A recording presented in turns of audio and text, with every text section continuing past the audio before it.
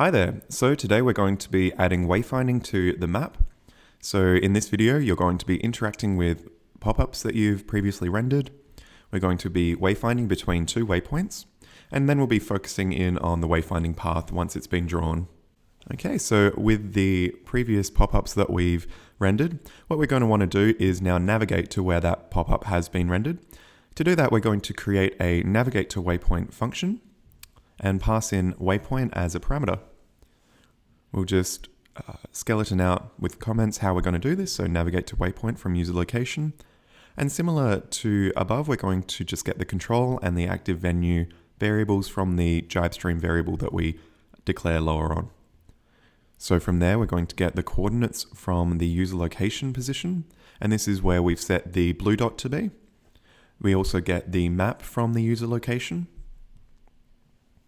And the reason that we're going to be doing this is so that we find the closest waypoint to the blue dot or the user location, and then we can use that waypoint to navigate to the pop-up.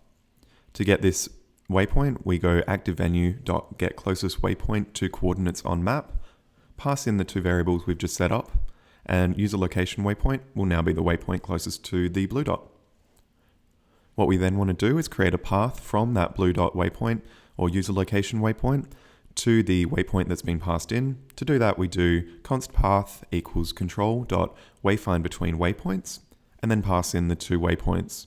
This will return a path array, and what we can then do with that path array is go control dot draw wayfinding path, pass in the path, and that's going to render the path on the map.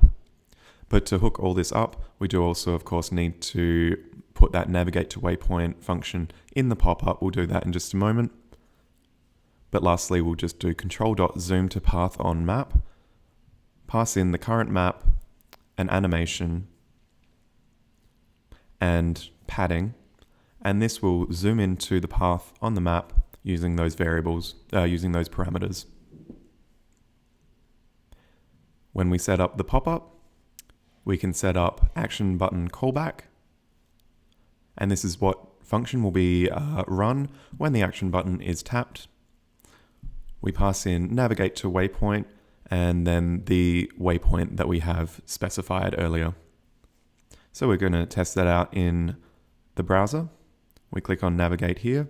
We find that the path has been rendered, and we find that it's being zoomed into with a padding of 100 pixels.